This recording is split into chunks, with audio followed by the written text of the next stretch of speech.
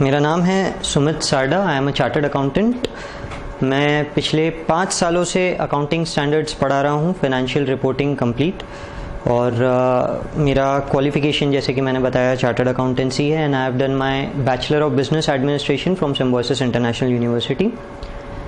और आज जो टॉपिक हम डिस्कस करने वाले हैं वो टॉपिक है फाइनेंशियल इंस्ट्रूमेंट्स। चलिए, जैसा कि आप जानते हैं आपकी एग्ज़ाम के लिए फाइनेंशियल इंस्ट्रूमेंट्स में एप्लीकेबल है इंड AS 32, 107, 109। रिप्लेसमेंट आया है इंड AS 30, 31, 32 की जगह आपको एप्लीकेबल रहेगा इंड AS 32, 107, 109। तो आज फाइनेंशियल इंस्ट्रूमेंट चैप्टर में हम इन तीनों अकाउंटिंग स्टैंडर्ड्स की या रादर इंडियन अकाउंटिंग स्टैंडर्ड्स की बात करेंगे।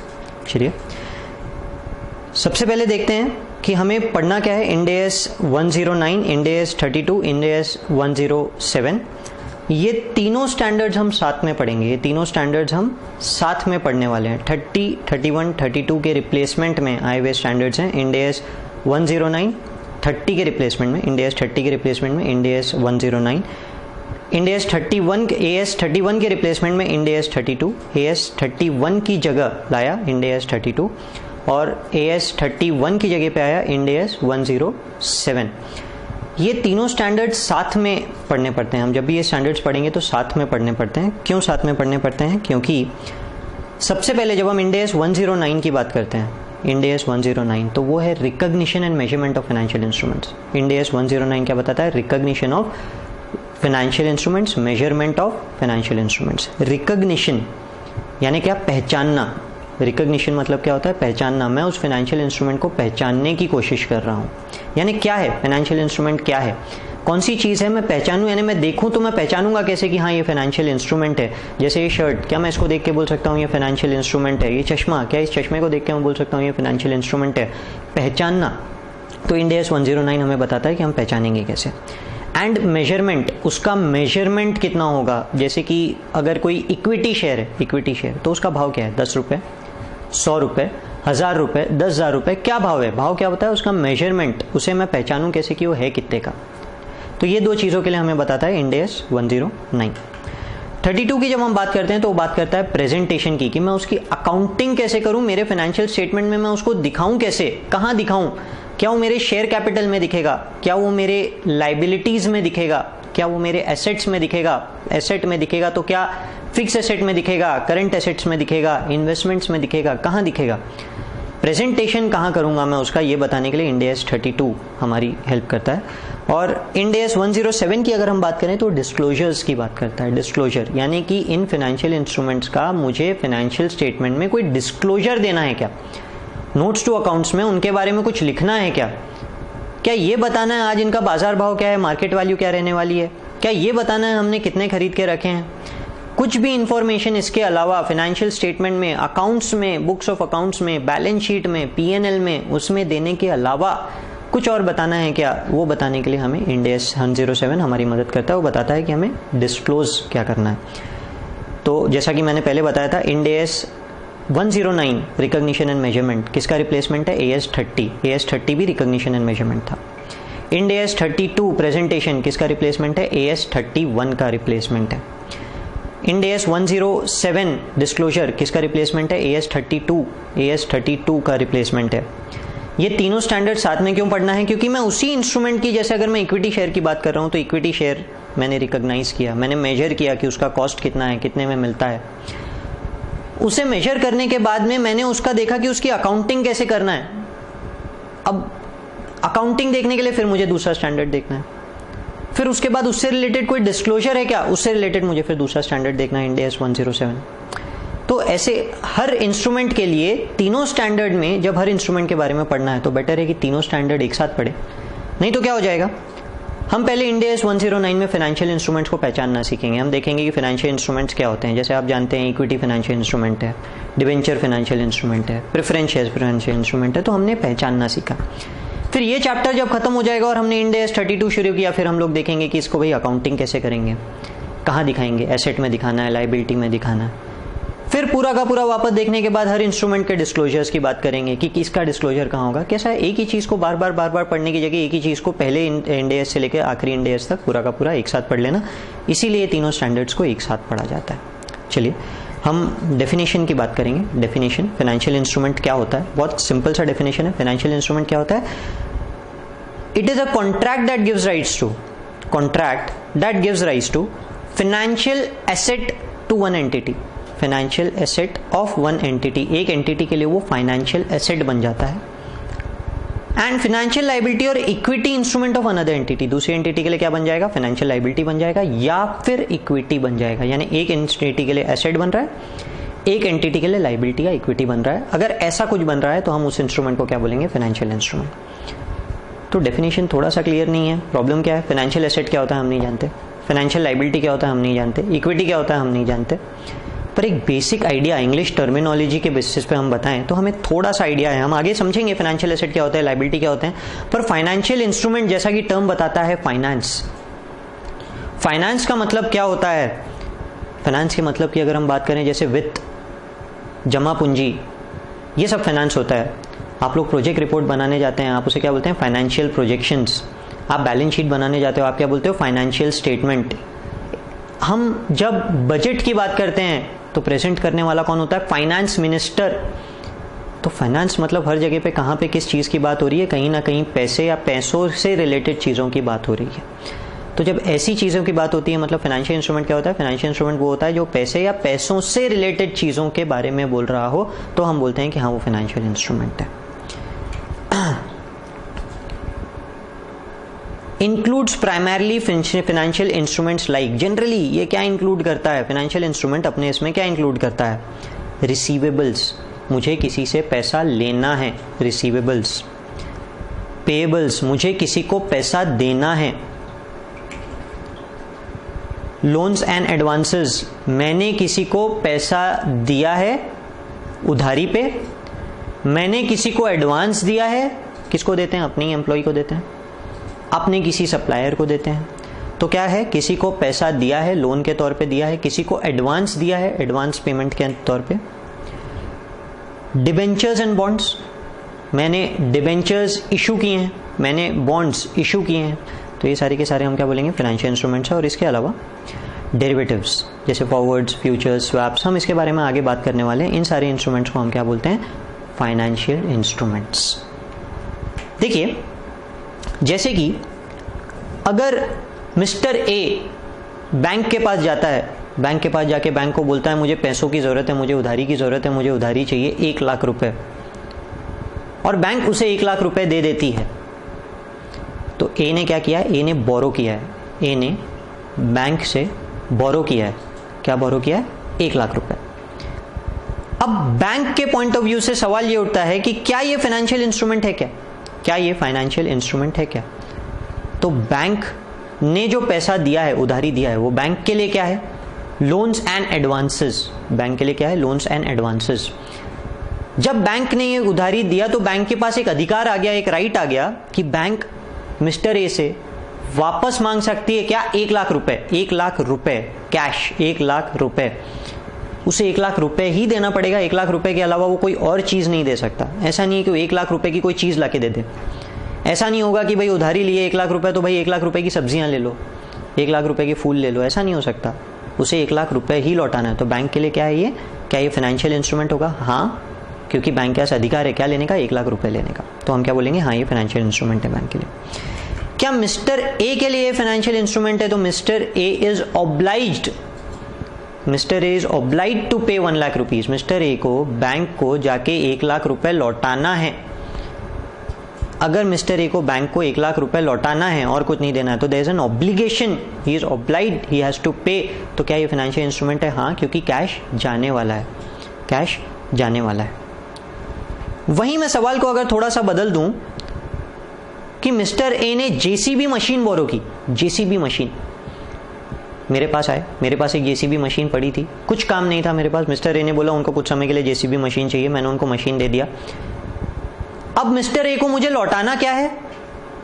JCB machine. और मेरे पास अधिकार क्या है मांगने का? JCB machine. क्या मैं जेसीबी मशीन की जगह मिस्टर ए को बोलूंगा नहीं मुझे जेसीबी मशीन नहीं चाहिए, पैसे दो? तो क्या मेरे पास पैसा मांगने का अधिकार है? नहीं, मेरे पास अधिकार सिर्फ और सिर्फ मशीन मांगने का है। मशीन का नेचर क्या है? वो नॉन फाइनेंशियल नेचर की चीज है। वो फाइनेंशियल नेचर की नहीं है, वो नॉन फाइनेंशियल नेचर की है। तो नॉन फाइनेंशियल नेचर की मशीन को क्या मैं बोल सकता हूँ कि ये फाइनेंशियल इंस्ट्रूमेंट है? नहीं। मेरे पास अधिकार मशीन मांगने का है, क्या ये अधिकार फाइनेंशियल इंस्ट्रूमेंट है? नहीं। मिस्टर ए को मशीन लौटाना है, क्या ये ऑब्लिगेशन फाइनेंशियल इंस्ट्रूमेंट है? नहीं, ये फाइनेंशियल इंस्ट्रूमेंट नहीं कहलाएगा।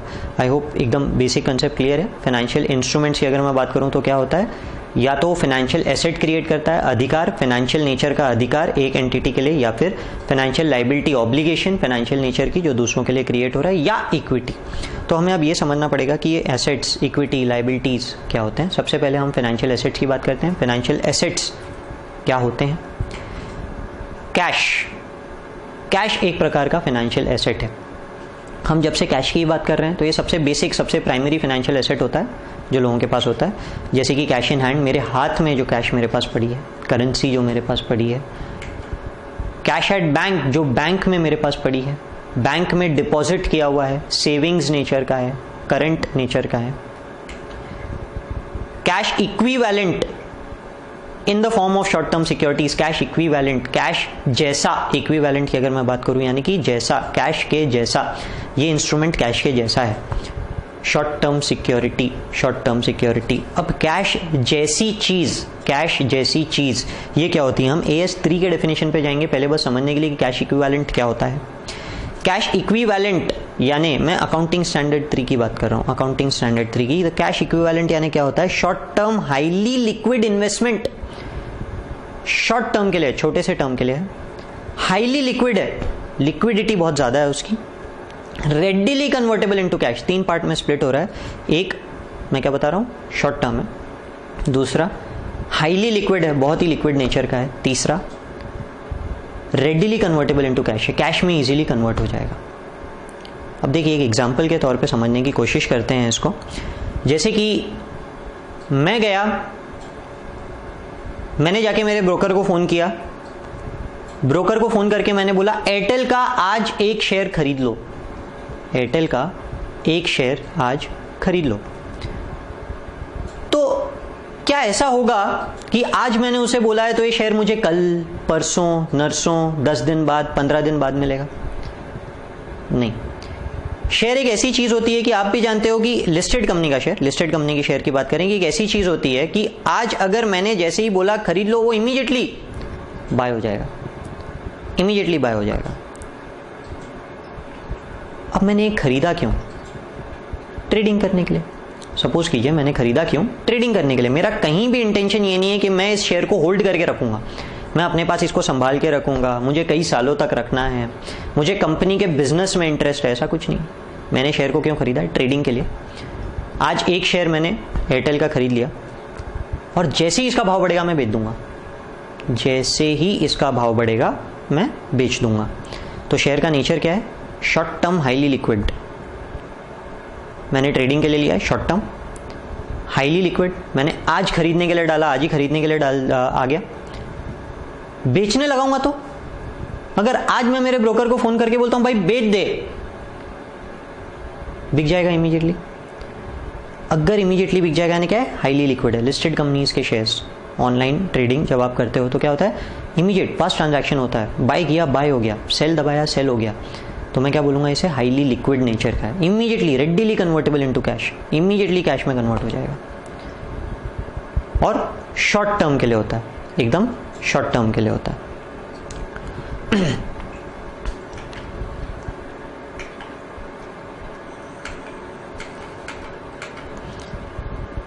शॉर्ट टर्म का मतलब क्या होता है? 3 महीने। शॉर्ट टर्म का जनरली मतलब क्या होता है? 3 महीने। अब ऐसा डिफाइन किया गया है कि 3 महीने के अंदर अगर हम कोई चीज़ को रेडिली कन्वर्ट कर सकते हैं कैश में तो हम उसे बोल सकते हैं कैश इक्विवेलेंट। अब यहाँ थोड़ा सा कन्फ्यूजन क्रिएट होता है। कैसे कन्फ्यूजन क्रिएट होता है? जैसे कि डेटर, उधारी खाता, मैंने किसी को माल बेचा, उधारी पे माल बेचा और सामने वाले ने बोला भाई पेमेंट 1 महीने बाद करूंगा। ये जनरल मार्केट पॉलिसी है कि मैं जिस प्रोडक्ट में डील करता हूं, किसी को बेचता हूं तो 1 महीने बाद पेमेंट आएगा, 1 महीने बाद पेमेंट आएगा। क्या शॉर्ट टर्म है? हाँ। क्या हाईली लिक्विड है? क्या रेडिली कन्वर्टेबल इनटू कैश है? रेडिली कन्वर्टेबल इनटू कैश मतलब अगर मैं कल के कल उसको जाके बोलूं भाई मेरे को मेरे पैसे दे, तो क्या वो देगा?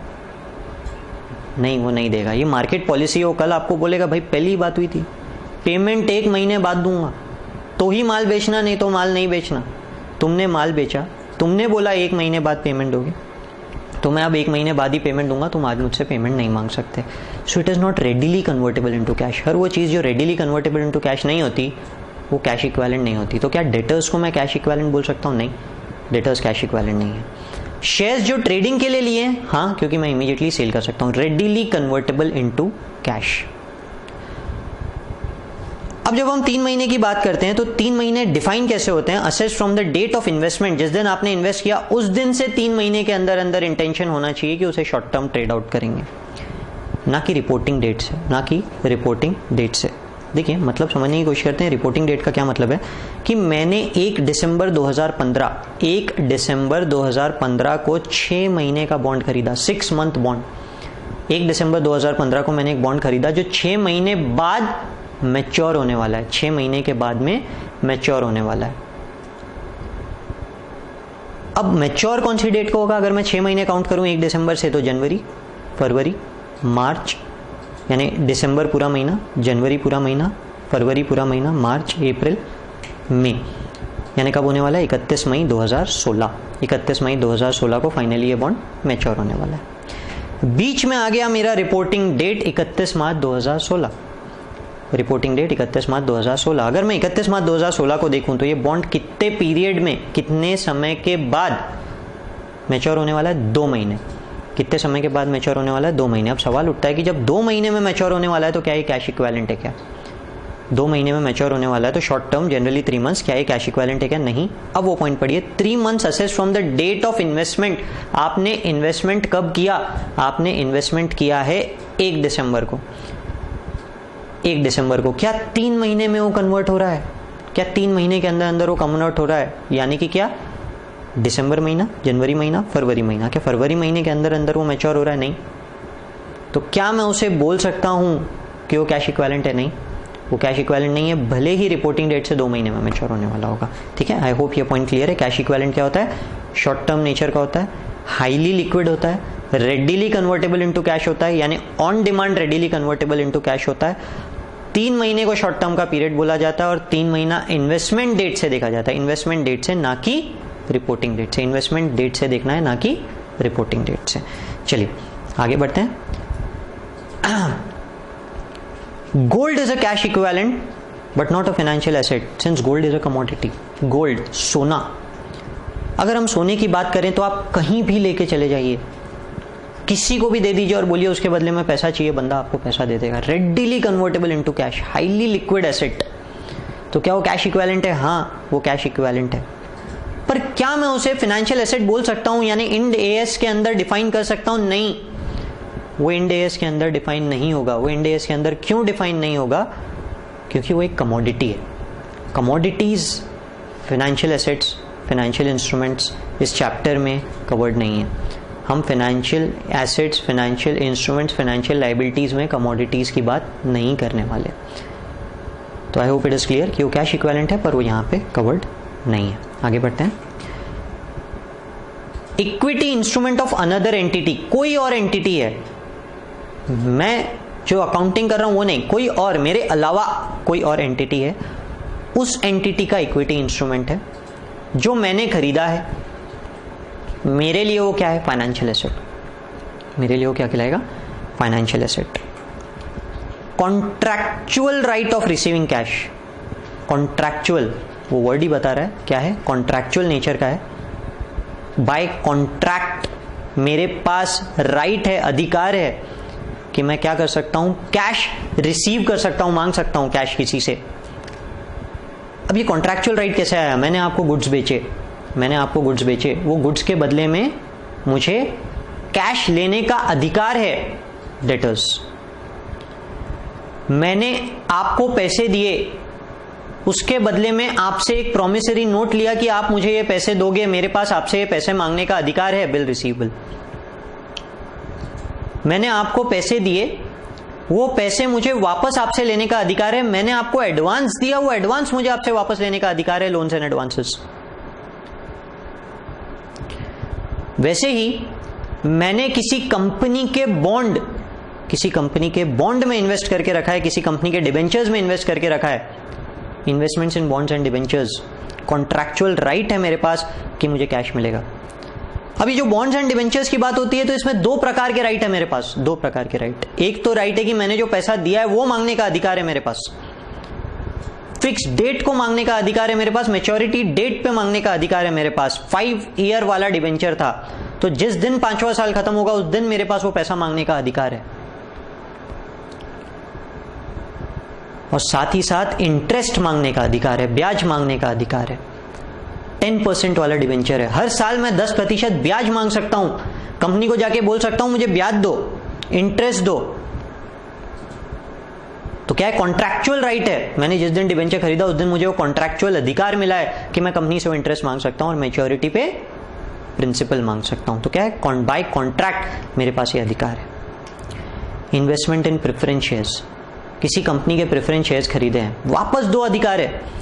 क्यूमुलेटिव प्रेफरेंस शेयर्स है तो डिविडेंड मांगने का अधिकार है, और मैच्योरिटी डेट पे redeemable preference shares maturity date पे प्रिंसिपल मांगने का अधिकार है। जहां मेरे पास अधिकार है, अधिकार कॉन्ट्रैक्चुअल, ये वर्ड ध्यान में रखिएगा, इसे हमें आगे और डिटेल में समझना है। जहां कॉन्ट्रैक्चुअल राइट है वहां फाइनेंशियल एसेट है, जहां कॉन्ट्रैक्चुअल नहीं है तो फाइनेंशियल एसेट नहीं होगा। कॉन्ट्रैक्ट होना जरूरी है।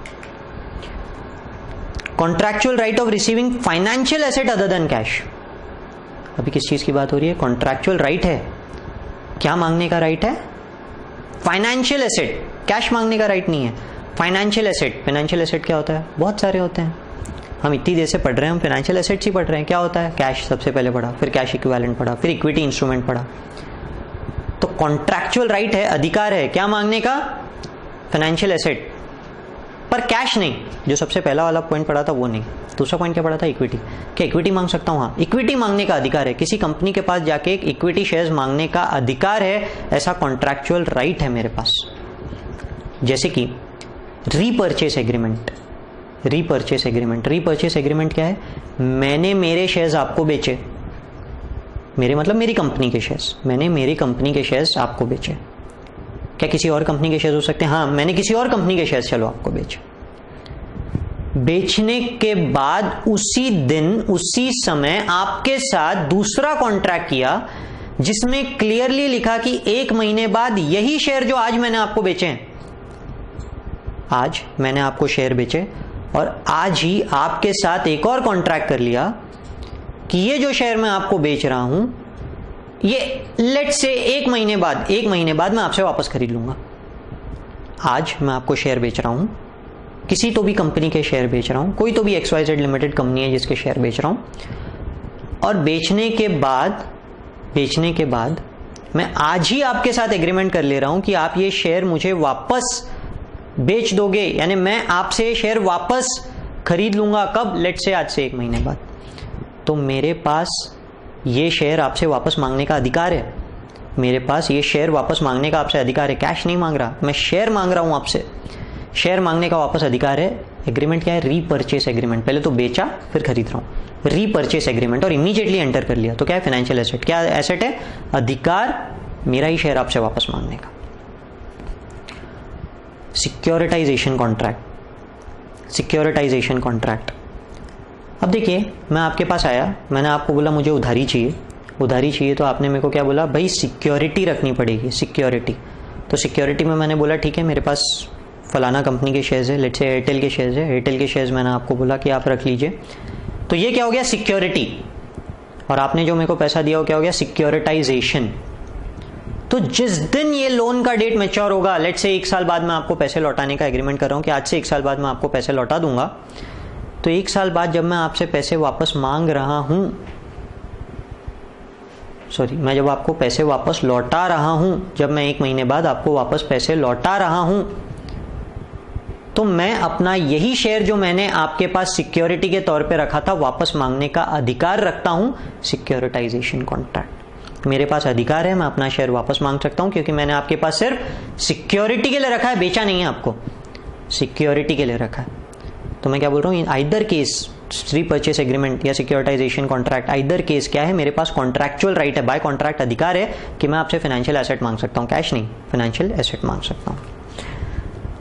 Contract of exchanging financial asset against financial liability, एक ऐसा कॉन्ट्रैक्ट जिसके तहत मैं एक फाइनेंशियल एसेट को फाइनेंशियल लाइबिलिटी के साथ एक्सचेंज करने की बात कर रहा हूं, एक्सचेंज करने की बात कर रहा हूं। जैसे कि मेरे पास एक बिल रिसीवेबल पड़ा है, बिल रिसीवेबल, बिल जिसके अगेंस्ट मुझे पैसा रिसीव होगा, रिसीवेबल, तो मेरे लिए क्या है, asset.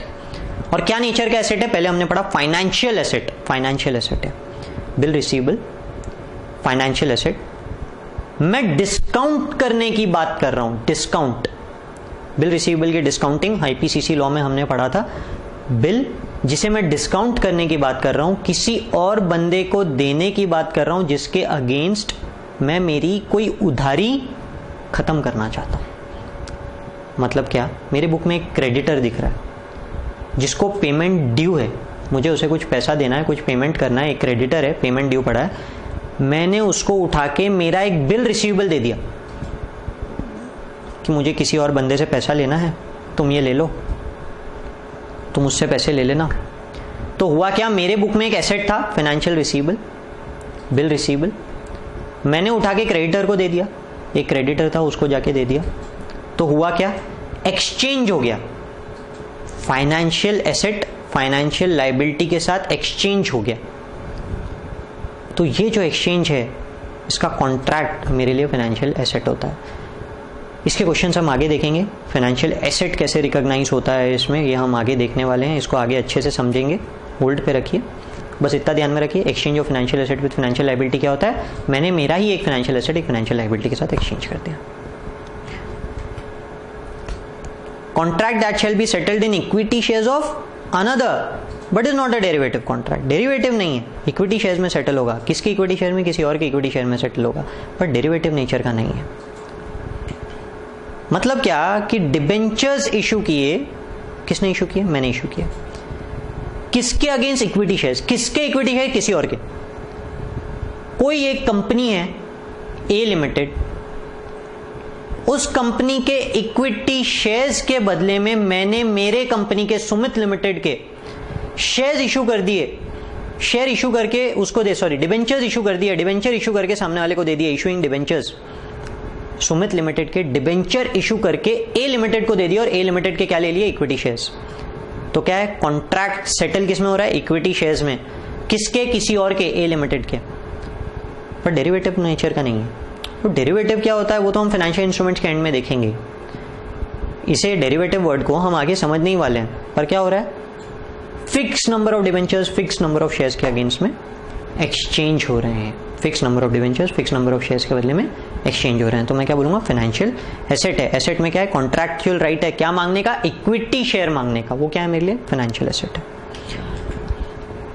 Selling fix asset, fix asset को बेच रहा हूं, और इन्वेंट्री स्टॉक को बेच रहा हूं, and receiving payment in the form of equity shares, और बदले में क्या मिल रहा है, इक्विटी शेयर मिल रहा है। क्या दे रहा हूं, फिक्स एसेट, मेरे पास कुछ प्लांट एंड मशीनरी बची है वो दे रहा हूं, मेरे पास स्टॉक पड़ा है, गोडाउन में बहुत सारा स्टॉक पड़ा है, वो स्टॉक दे रहा हूं, और उस स्टॉक के बदले में क्या मिल रहा है, इक्विटी शेयर, जिस कंपनी को दे रहा हूं वो कंपनी क्या दे रही है, इक्विटी शेयर दे रही है।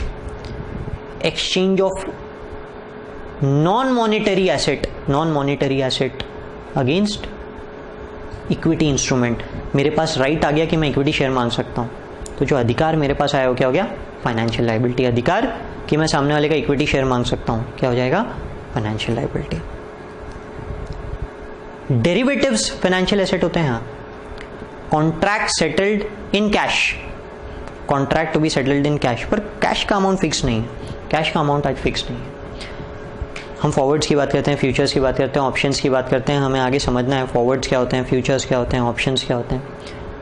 मैंने फॉरवर्ड कॉन्ट्रैक्ट किया, मैंने फ्यूचर कॉन्ट्रैक्ट किया, फ्यूचर में कोई एक पर्टिकुलर शेयर किसी को, आपको, सपोज आपको फ्यूचर में कोई पर्टिकुलर शेयर मैं आपको बेचने का कॉन्ट्रैक्ट कर रहा हूं 1000 रुपए में, फ्यूचर में आपको कोई तो शेयर बेचने की कॉन्ट्रैक्ट कर रहा हूं, फिक्स कंपनी है, फिक्स कंपनी है, ठीक है, फिक्स कंपनी है, भारतीय एक्सा लिमिटेड, भारतीय एक्सा लिमिटेड, इस कंपनी का शेयर आपको फ्यूचर में लेट से 1 महीने बाद, फिक्स डेट 1 महीने बाद बेचने का कॉन्ट्रैक्ट कर रहा हूं 1000 रुपए में।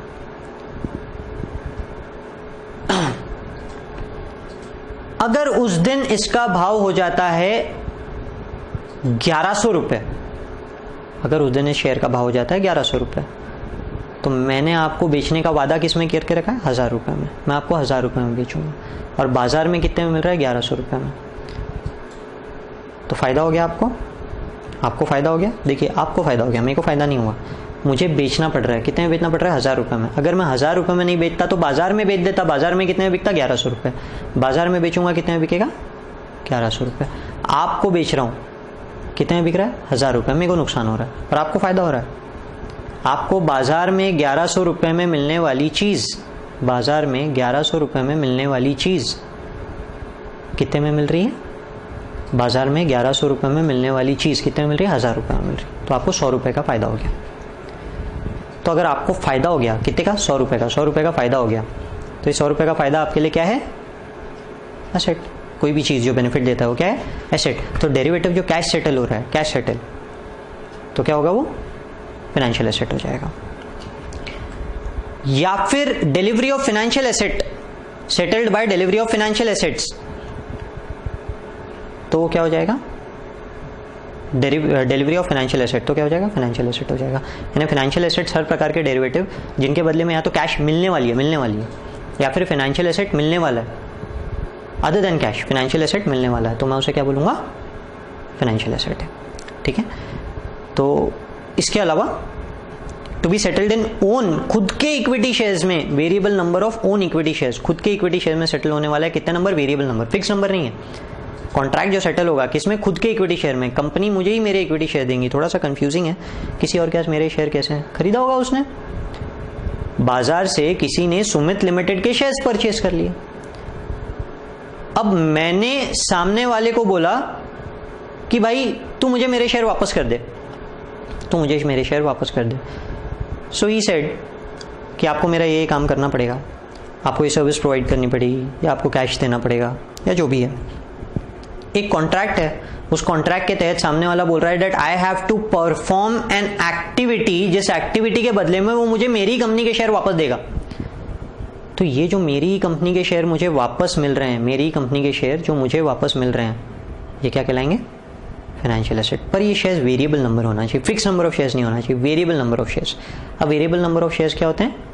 जहां पे अमाउंट फिक्स किया गया। अमाउंट क्या फिक्स किया गया? कि जैसे मैंने आपको सर्विस प्रोवाइड किया, कितने की सर्विस प्रोवाइड किया? लेट्स से 10 लाख रुपए की सर्विस प्रोवाइड किया। 10 लाख रुपए की सर्विस प्रोवाइड करने के कॉन्ट्रैक्ट में मैंने लिखा है कि आप मुझे 10 लाख रुपए के मेरे ही कंपनी के शेयर मुझे दे दोगे, जो आपने कभी तो भी खरीदे होंगे।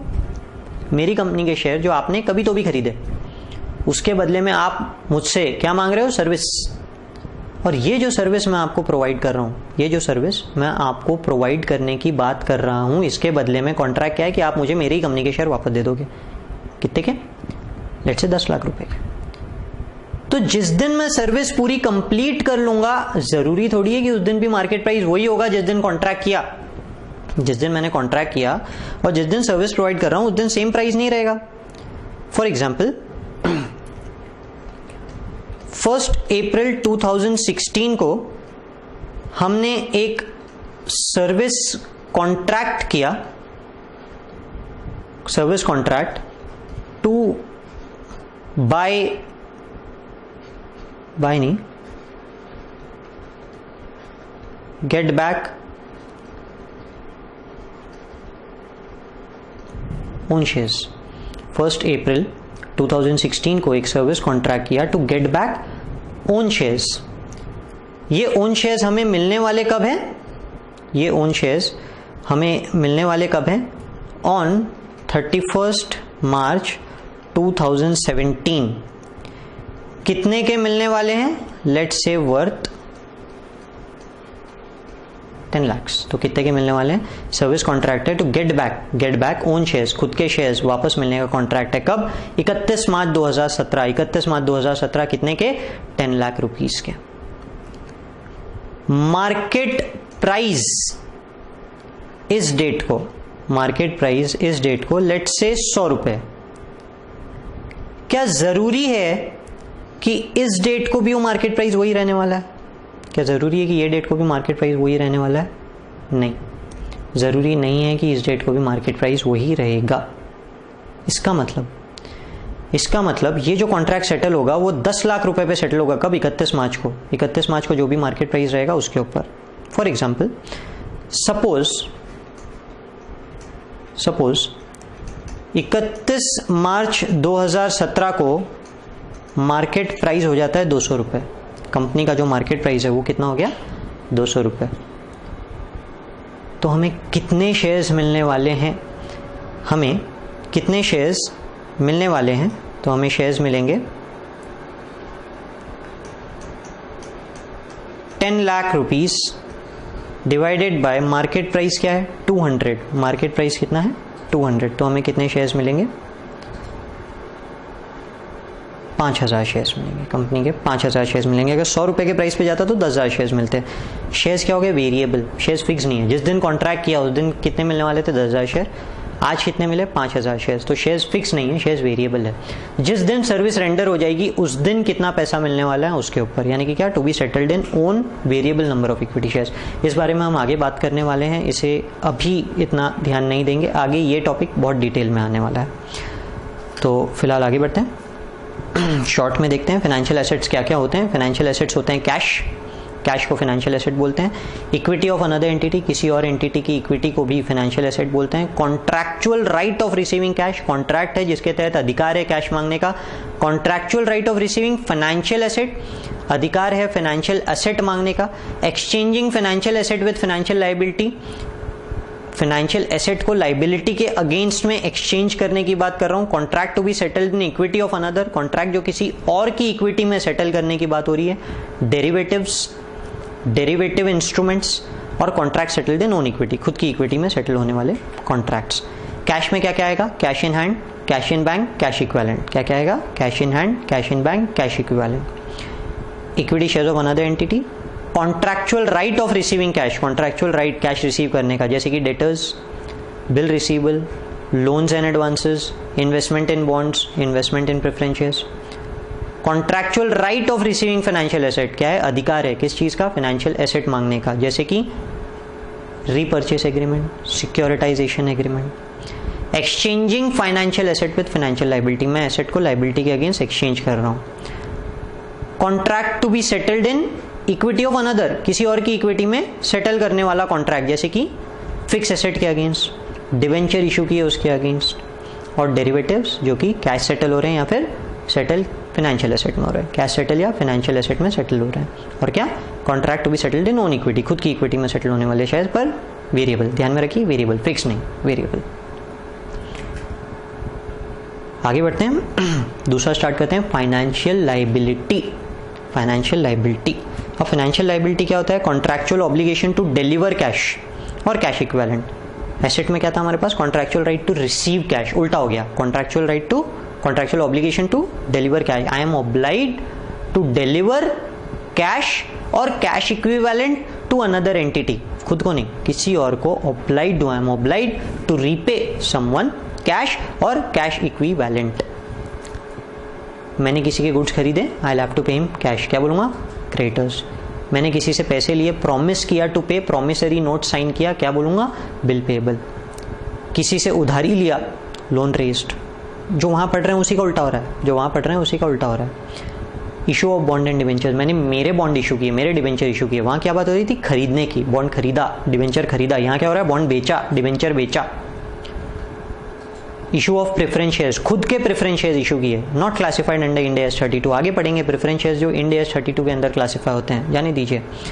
Not classified as equity, equity जब पढ़ेंगे तब देखेंगे। प्रेफरेंस शेयर्स जो मैंने इशू किए, तो ये सारे क्या होते हैं? Financial liability. प्रेफरेंस शेयर्स को लेकर कंफ्यूजन रहेगा, प्रेफरेंस शेयर्स को हम इक्विटी बोलते आए हैं, थोड़ा सा इंड AS में डेफिनेशन बदलेगा, जब प्रेफरेंस शेयर्स पढ़ेंगे तब देखेंगे, अभी उसे मतलब ज़्यादा दिमाग मत लगाइए, बस ध्यान में रखिए फाइनेंशियल लायबिलिटी होता है, मैंने प्रेफरेंस शेयर इशू किया। तो contractual obligation to deliver financial asset other than cash, I am obliged to deliver a financial asset, receive नहीं, deliver a financial asset। जैसे कि repurchase agreement, ये repurchase agreement तो वहाँ देखा था कि financial asset है, तो अभी financial liability कैसे हो गया? बड़ा सिंपल सा कंसेप्ट है, मैं वापस रिकॉल करता हूँ। मैंने आपको क्या बोला था? मैंने शेयर बेचा और बेचते से ही एग्रीमेंट कर लिया कि मैं यही शेयर वापस खरीद लूंगा। तो मेरे पास अधिकार है मेरा शेयर आपसे वापस मांगने का। मैंने जो शेयर बेचा मैं उसे वापस खरीदने का रीपरचेस एग्रीमेंट कर रहा हूं, अधिकार वापस शेयर मांगने का। लेट्स चेंज द सीट, मैं आपकी जगह आ जाता हूं, आपकी बात करते हैं। आपने शेयर खरीदा, मैंने शेयर बेचा, आपने शेयर खरीदा।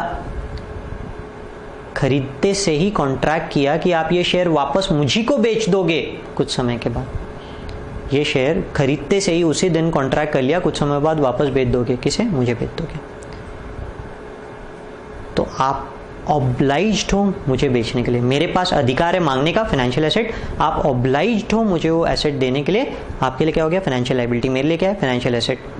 अब देखिए डेफिनेशन को देखिए, फाइनेंशियल इंस्ट्रूमेंट के डेफिनेशन में पढ़ा था। फाइनेंशियल इंस्ट्रूमेंट क्या होता है? जो एक एंटिटी के लिए फाइनेंशियल एसेट बनाता है और एक के लिए फाइनेंशियल लायबिलिटी। मेरे लिए क्या बना रहा है? मेरे लिए बना रहा है फाइनेंशियल एसेट। क्या? रीपर्चेस एग्रीमेंट में अधिकार है, मैंने जो शेयर आपको बेचा वो मैं आपसे वापस मांग सकता हूँ। आपके ऊपर क्या है? Financial liability. आपने जो शेयर खरीदा वो आपको मुझे वापस ऑब्लाइड टू सेल है, ऑब्लाइड टू सेल है। तो आपके लिए क्या हो जाएगा? वही रीपर्चेस एग्रीमेंट आपके लिए ऑब्लिगेशन हो जाएगा। Securitisation contract, same seats change करते हैं। मैंने सिक्योरिटी के तौर पे मेरे शेयर दिए और उधारी ली, जिस दिन उधारी लौटाऊंगा I have the right to ask for the security again. Financial instrument को वापस मांगने का अधिकार है। You are obliged to give me back. जिस दिन उधारी आपको, आपने जो उधारी बांटी, जिसके अगेंस्ट आपने सिक्योरिटी पे शेयर लिया, उधारी बांटी, शेयर लिया, सिक्योरिटी के तौर पे लिया, जिस दिन उधारी वापस हो जाएगी शेयर वापस करना पड़ेगा। जिस दिन उधारी वापस हो जाएगी शेयर वापस करना पड़ेगा। Securitisation agreement is a financial liability from your point of view.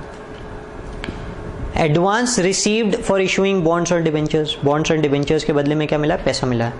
तो क्या ये पैसा लौटाना? नहीं, इसके अगेंस्ट में बॉन्ड देना है, इसके अगेंस्ट में डिबेंचर देना है, उसका एडवांस लिया है ना। तो कॉन्ट्रैक्चुअल ऑब्लिगेशन क्या है? डिलीवर करना है। क्या? Financial asset.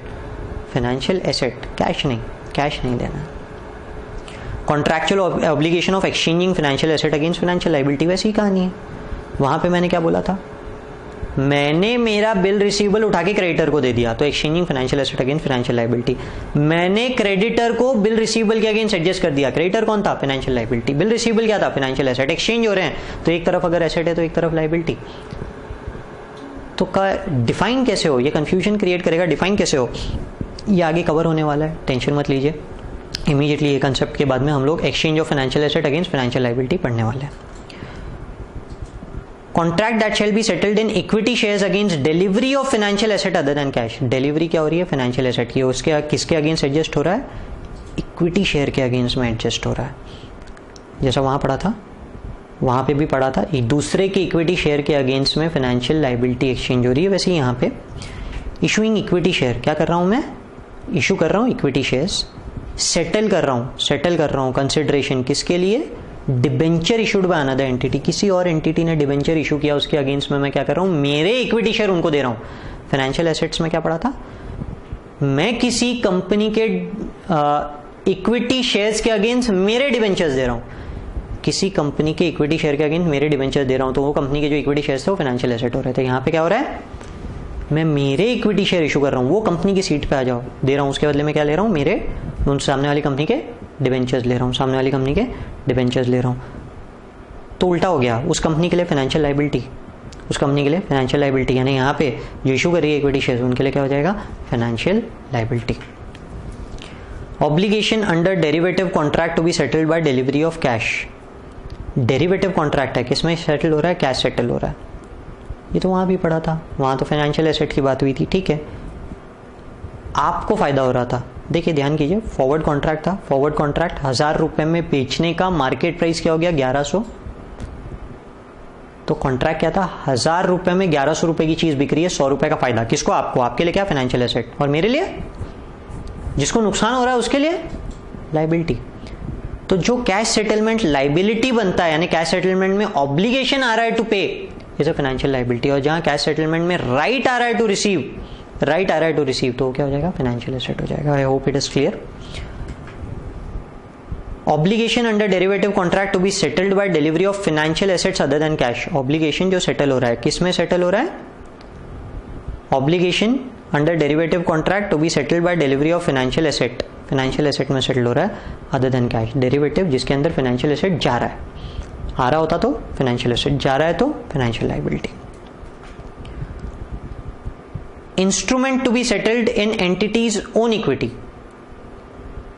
इंस्ट्रूमेंट जिसे सेटल कर रहे हैं किसमें, खुद की इक्विटी में, फाइनेंशियल लायबिलिटी कहलाएगा। कब फाइनेंशियल लायबिलिटी कहलाएगा, कब? क्योंकि हमने जब स्टार्टिंग में डेफिनेशन स्टार्ट किया तो क्या बोल रहा था, फाइनेंशियल इंस्ट्रूमेंट क्या होता है, फाइनेंशियल इंस्ट्रूमेंट क्या होता है, जो एक के लिए फाइनेंशियल एसेट होता है और दूसरे के लिए फाइनेंशियल लायबिलिटी या इक्विटी, दूसरे के लिए फाइनेंशियल लायबिलिटी होता है या इक्विटी। तो जब मैं खुद की इक्विटी इशू कर रहा हूँ, बार बार जब मैं बात करता हूँ खुद की इक्विटी इशू कर रहा हूँ, तो खुद की इक्विटी इशू करना क्या होता है, इक्विटी, पर हम उसे भी फाइनेंशियल लायबिलिटी में लिख रहे हैं, पर क्लियरली डिफाइन कर दे रहे हैं, क्लियरली डिफाइन कर दे रहे हैं कि non derivative contract, non derivative अधिकार which the entity is or may be oblige, जिसके अगेंस्ट में एंटिटी ऑब्लाइज्ड होगी टू रिसीव, एंटिटी को रिसीव करना है क्या, variable number of own equity, variable number of shares, non derivative contract for with the entity is or may be oblige to receive variable number of own equity, खुद की equity मिलेगी पर variable number मिलेगी non derivative contract की, तो इसे हम क्या बोलेंगे, फाइनेंशियल लायबिलिटी। सेम हमने पढ़ा था फाइनेंशियल एसेट में, जब तक अधिकार है एसेट, जहां ऑब्लिगेशन आ जाएगा लायबिलिटी, वर्ड्स चेंज हो जाएंगे तो एक तरफ राइट, अगर अधिकार मिल रहा है मिलने का तो एसेट, और वहीं ऑब्लिगेशन वर्ड लगा दूंगा तो liability. Derivative which may be settled other than by exchange of fix number of equity shares, यानी कि derivative that shall be settled by variable number of equity shares, derivative जो settle किस में हो रहा है, variable number of equity shares में, यानी कि नॉन डेरिवेटिव जो वेरिएबल में सेटल हो रहा है, डेरिवेटिव जो वेरिएबल नंबर में सेटल हो रहा है, आइदर केस क्या कहलाएगा, फाइनेंशियल लायबिलिटी कहलाएगा। चलिए आगे बढ़ते हैं, शॉर्ट में देखते हैं फाइनेंशियल लायबिलिटीज क्या होता है। Contractual obligation to deliver cash, cash deliver करने की बात हो रही है। Contractual obligation to deliver financial asset, financial asset deliver करने की बात हो रही है। Exchanging financial asset against financial liability, financial asset को फाइनेंशियल लायबिलिटी से एक्सचेंज करने की बात कर रहे हैं। Settled in equity shares against delivery of financial asset, financial asset को सेटल कर रहे हैं किसमें, इक्विटी शेयर्स में या फिर डेरिवेटिव्स, इक्विटी शेयर्स खुद के। कॉन्ट्रैक्चुअल ऑब्लिगेशन में क्या है, क्रेडिटर्स आए, बिल्स पेबल आए, लोन रेज्ड आया, इशू ऑफ बॉन्ड्स आए, इशू ऑफ प्रेफरेंशियल्स आए। डिलीवर फाइनेंशियल एसेट्स में क्या आया, रीपर्चेस एग्रीमेंट आया, सिक्योरिटाइजेशन एग्रीमेंट आया, advance received against bonds and debentures आया। Exchanging financial asset against financial liability. Settled in own equity shares कौन से होंगे, नॉन डेरिवेटिव वेरिएबल या फिर डेरिवेटिव अदर देन फिक्स्ड, और डेरिवेटिव्स कौन से होंगे, कैश सेटल्ड या फिर फाइनेंशियल एसेट सेटल्ड। ठीक है, I hope it is clear. Contractual obligation to deliver क्या है, जहां मैं कैश डिलीवर कर रहा हूँ, creditors, bill payable, loan raise, issue of bonds, issue of preferences. Contractual obligation to deliver financial asset जैसे कि repurchase agreement, securitisation agreement, exchange of financial asset against financial liability. Settled in equity shares against delivery of financial assets जैसे कि non derivative variable equity settled और derivative other then fix equity settled, और derivative cash settled या financial asset settled. हर case में जब हम define करते हैं फाइनेंशियल एसेट्स, फाइनेंशियल लायबिलिटीज, हर केस में जब हम बात करते हैं फाइनेंशियल एसेट या फाइनेंशियल लायबिलिटी की, तो जो अधिकार की बात होती है, ऑब्लिगेशन की बात होती है। एक तरफ क्या बोलते हैं, राइट है मेरे पास तो फाइनेंशियल एसेट, एक तरफ क्या बोलते हैं, ऑब्लिगेशन है मेरे पास। तो ये जो ऑब्लिगेशन या राइट है ये अनकंडीशनल होना चाहिए, सब्जेक्ट टू कंडीशन नहीं होना चाहिए। जब तक ये अनकंडीशनल है तब तक ये फाइनेंशियल लायबिलिटी या एसेट है। जिस दिन ये कंडीशनल हो गया उस दिन ये फाइनेंशियल एसेट या फाइनेंशियल लायबिलिटी नहीं कहलाएगा। थोड़ा समझने की कोशिश करते हैं मैं क्या बोल रहा हूँ। When an entity does not have unconditional right to avoid delivery of cash और अनदर फाइनेंशियल एसेट, जब एंटिटी के पास अनकंडीशनल राइट नहीं होता कैश या फाइनेंशियल एसेट में डिलीवरी करने का, नहीं होता, यानी जहां पे there is an unconditional obligation to pay cash or financial asset, unconditional obligation to pay या to receive। बहुत बेसिक एग्जांपल देता हूँ, ये जो लिखा है उसका एग्जांपल देता हूँ। मैंने आपसे 50,000 रुपये उधारी ली, मैंने आपको बोला मुझे पैसों की ज़रूरत है, 50,000 रुपये उधारी ली, और आपको बोला भाई 1 महीने बाद पैसे दे दूंगा, अगर नहीं दिया तो मेरा लैपटॉप उठा के लेके चल जाना। या तो 1 महीने बाद पैसे ले लेना या फिर मेरा लैपटॉप उठा के लेके चल जाना। I have unconditional right, I have unconditional right, I am obliged to pay you, I have obliged to pay you definitely, but I have unconditional right to avoid cash payment. मैं avoid कर सकता हूं कि मैं आपको cash में payment नहीं दूं। कैसे? लैपटॉप लेके जाओ, मैंने तो पहले ही बोला था 50,000 रुपये के बदले में लैपटॉप लेके चल जाओ। तो लैपटॉप लेके चले जाओ तो मैं अवॉइड कर सकता हूँ कैश पेमेंट, तो क्या ये फाइनेंशियल लायबिलिटी है? नहीं, ये फाइनेंशियल लायबिलिटी नहीं कहलाएगी। जहां मुझे कंपलसरी कैश ही देना पड़ेगा, जहां मुझे कंपलसरी कैश ही देना पड़ेगा, वहां पे मैं क्या बोल रहा हूं, अनकंडीशनल राइट टू अवॉइड नहीं है, अनकंडीशनल राइट टू पे है, unconditional right to avoid payment in cash नहीं है, तो मैं फाइनेंशियल लायबिलिटी बोल सकता हूं। But there are certain cases जैसे कि foreign currency remittance restriction, foreign की जो करेंसी है वो मुझे किसी को रेमिट करना है, उस पर रेस्ट्रिक्शन है। जैसे कि मिस्टर इंडिया में बैठे हैं, मिस्टर इंडिया में बैठे हैं, has to remit $100 to mister USA जो यूएसए में बैठे हैं। मिस्टर इंडिया जो इंडिया में बैठे हैं उनको $100 देना है। किनको देना है? मिस्टर यूएसए को देना है, मिस्टर यूएसए को देना है। But due to foreign currency remittance restriction cannot do the same. Foreign currency restriction है करेंसी रेमिटेंस पे, तो उसके कारण वो पे नहीं कर पा रहे हैं। जैसे कि इंडिया ने रेस्ट्रिक्शन लगा दिया, आप डॉलर में कोई पेमेंट कर ही नहीं सकते, आप किसी को भी डॉलर में कोई पेमेंट कर ही नहीं सकते, ये रेस्ट्रिक्शन लगा दिया। तो अब मुझे तो $100 देना है, मिस्टर इंडिया को $100 देना है, पर मिस्टर यूएसए को $100 दे पाएंगे नहीं, एक्सचेंज रेमिटेंस है। So is there an unconditional right to avoid payment? Unconditional right नहीं है, अनकंडीशनल राइट टू अवॉइड नहीं है, just because there is a restriction. अगर मिस्टर यूएसए ने बोल दिया नहीं मेरे को रुपीज में ही पेमेंट दे दो चलेगा, अब can you avoid it? You can not avoid it, you can not avoid it. वहां रेस्ट्रिक्शन है, इसके लिए आप बोलोगे कि अवॉइड कर सकते हैं, नहीं, आप ऐसा नहीं कर सकते, ये अभी भी अनकंडीशनल राइट है। या फिर रिटर्न ऑप्शंस। अब जब हम रिटर्न ऑप्शंस की बात करते हैं, बहुत लोगों को ऑप्शंस क्या होता है ये नहीं पता होता, हम पहले ऑप्शन की बात कर लेते हैं। ऑप्शन क्या होता है? एग्जांपल से mister Jhunjhunwala writes call option to mister Oswal, Motilal Oswal, which is to expire in 1 month, which is to expire in 1 month। हम बात करेंगे मोतीलाल ओसवाल की। मोतीलाल ओसवाल ने क्या करके रखा है? बाय करके रखा है, क्या? Call option. कॉल ऑप्शन क्या होता है? कॉल यानी बुलाना, मंगाना, फोन करना, मंगाना, मंगाने का राइट, यानी कि I have bought an option, जो मुझे राइट देता है कि मैं आपसे शेयर मंगा सकता हूं, और ये मंगाने का प्राइस फिक्स्ड, और ये मंगाने का प्राइस फिक्स्ड। ठीक है, mister Motilal Oswal has a right, mister Motilal Oswal has a right, he can call Mr. Jhunjhunwala and ask for a share at a particular price if he wishes to buy the same. उनकी इच्छा हुई तो, नहीं तो नहीं खरीदेंगे। और उनकी इच्छा कब होगी? जब उनको वो शेयर सस्ते पे मिल रहा है और मार्केट प्राइस बहुत ज्यादा है। सपोज कॉन्ट्रैक्ट क्या है, मिस्टर झुनझुनवाला ने राइट करके रखा है, यानी सामने वाले ने ऑप्शन बाय करके रखा है। ऑप्शन बाय क्या करके रखा है? 100 रुपए में शेयर खरीदने का बात हुआ है, और जिस दिन ये एक्सरसाइज करना उस दिन मार्केट प्राइस क्या है? 110। अब मिस्टर ओसवाल खरीदेंगे क्या? मार्केट प्राइस क्या है? 110। राइट क्या है? 100 रुपए में खरीदने का, बिल्कुल खरीदेंगे। 110 की चीज 100 रुपए में मिल रही है तो बिल्कुल खरीदने वाले हैं। तो mister Oswal has an option, इस ऑप्शन का उन्होंने कुछ ना कुछ प्रीमियम जरूर दिया होगा मिस्टर झुनझुनवाला को, फ्री में तो नहीं होगा, मिस्टर झुनझुनवाला को जरूर कुछ ना कुछ प्रीमियम दिया होगा। अब मिस्टर झुनझुनवाला के पॉइंट ऑफ व्यू से अगर मैं सोचूं, उन्होंने क्या किया? राइट किया। सामने वाले ने बाय किया, इन्होंने क्या किया? राइट किया। जो सेल करते हैं उनको बोलते हैं seller. Writer, writing put option, उन्होंने राइट कर दिया इस ऑप्शन को, और सामने वाले ने क्या किया? बाय करके रखा है, सामने वाले ने बाय करके रखा है। तो mister Jhunjhunwala who has written this call option कि मैं आपको बेचूंगा, सामने वाला क्या करेगा? खरीदेगा, सामने वाला खरीदेगा, मैं आपको बेचूंगा अगर आप बोलोगे तो, आप नहीं बोलोगे तो नहीं बोलूंगा।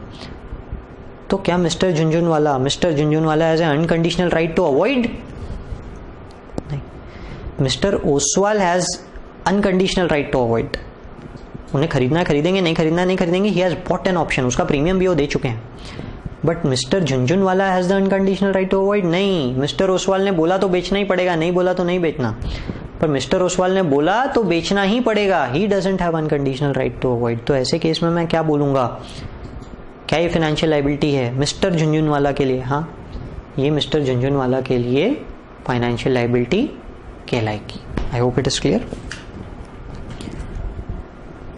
Non financial liability that can be settled by payment of cash or other financial asset. Non financial liability है, लायबिलिटी जो नॉन फाइनेंशियल नेचर की है, सेटल हो सकती है किसमें? By payment of cash, cash के पेमेंट से, या फिर फाइनेंशियल एसेट के पेमेंट से। For example non financial liability, non financial liability, मैंने आपसे जेसीबी मशीन ली, मैंने आपसे जेसीबी मशीन ली, is a non financial liability to me कि मेरे को आपको जेसीबी मशीन लौटाना है, that can be settled by payment of cash. आपने बोला था कि यार अगर तेरे को चाहिए तो इसके बदले में कैश दे देना, that can be settled by payment of cash. यानी आई हैव द ऑप्शन, मैं चाहूँ तो यार जेसीबी मशीन दे दूँ या फिर मैं आपको कैश दे दूँ, और other financial asset equity share दे दूँ, या तो कैश दे दूँ या इक्विटी शेयर दे दूँ नॉन फाइनेंशियल एसेट के अगेंस्ट। तो क्या ये फाइनेंशियल लाइबिलिटी होगी? हाँ, because there is an unconditional right that can be settled, यहाँ पे ऑप्शन दिया हुआ है। तो क्या ये फाइनेंशियल लाइबिलिटी होगी? हाँ, ये फाइनेंशियल लाइबिलिटी होगी, क्योंकि ये सेटल किस में हो रही है? कैश में। अगर हम बार बार देखें कि हम फाइनेंशियल एसेट्स जब हम देख रहे थे, फाइनेंशियल लाइबिलिटी जब हम देख रहे थे, तो आई होप एक पॉइंट बहुत अच्छे से क्लियर हुआ होगा। फाइनेंशियल एसेट्स की जब हम बात करते हैं तो क्या होता है? Right to receive cash, right to receive financial asset. यानी सिर्फ दो ही चीज़ों की बात हो रही है। राइट किसका है? कैश मिलने का, फाइनेंशियल एसेट मिलने का। कोई भी एग्जाम्पल देखो, कैश मिलने का, फाइनेंशियल एसेट मिलने का। और जब हम फाइनेंशियल लाइबिलिटी पढ़ रहे थे तो क्या था? Obligation to pay cash, obligation to पे financial asset, obligation to pay cash, obligation to पे फाइनेंशियल एसेट। यानी जो भी कैसा भी चीज़ हो, इतने डेफिनेशन, इतने पार्ट्स में स्प्लिट करने की जरूरत ही नहीं है। अगर राइट टू रिसीव कैश है, right to receive financial asset है, financial asset. Right oblige to pay cash, oblige to give financial asset है, फाइनेंशियल लाइबिलिटी। अनकंडीशनल होना चाहिए। और हम जब वर्ड यूज करते हैं कॉन्ट्रैक्चुअल, कॉन्ट्रैक्ट होना चाहिए। कंस्ट्रक्टिव ऑब्लिगेशन फाइनेंशियल लाइबिलिटी नहीं होता। कंस्ट्रक्टिव ऑब्लिगेशन यानी अज्यूम्ड, मैंने अज्यूम कर लिया कि ये ऑब्लिगेशन मेरे ऊपर है, मैंने आपको वादा कर दिया, मैंने आपको वादा कर दिया कॉन्ट्रैक्चुअल, मैंने सोच लिया कि नहीं मैं आपको दूंगा कंस्ट्रक्टिव। यहाँ एक फर्क है, जहाँ प्रॉमिस है, एग्रीमेंट है, कॉन्ट्रैक्चुअल है। जहाँ सिर्फ सोचा गया है वहाँ सिर्फ और सिर्फ कंस्ट्रक्टिव है। For example, it is known in the market that Mr. Shopkeeper accepts goods returned from the customers if not satisfied, though not obliged to do the same. मतलब आपके यहाँ पे जो कोई एक किराने की दुकान है, आप उसके पास से सपोज करो कि आशीर्वाद का आटा लेके गए, आपको मजा नहीं आया, आपने उसको बोला नहीं यार ये आटा अच्छा नहीं है, is he obliged to take your atta back? नहीं, वो ऑब्लाइज्ड कहाँ है? पर अच्छे टर्म्स होने के कारण वो ले लेते हैं। इट इज जनरली नोन, वो ले लेता है, अच्छा किराने वाला है और इसीलिए आप लोग उसके साथ जाते हो, लेते हो, नहीं पसंद आता है वापस कर देते हो। तो ऑब्लिगेशन कॉन्ट्रैक्चुअल है? नहीं, ऑब्लिगेशन कंस्ट्रक्टिव है। एग्जाम्पल को थोड़ा सा चेंज करूं और शॉपकीपर की जगह पे किसको लेके आ जाऊं? फ्लिपकार्ट, मिंत्रा, जबोंग।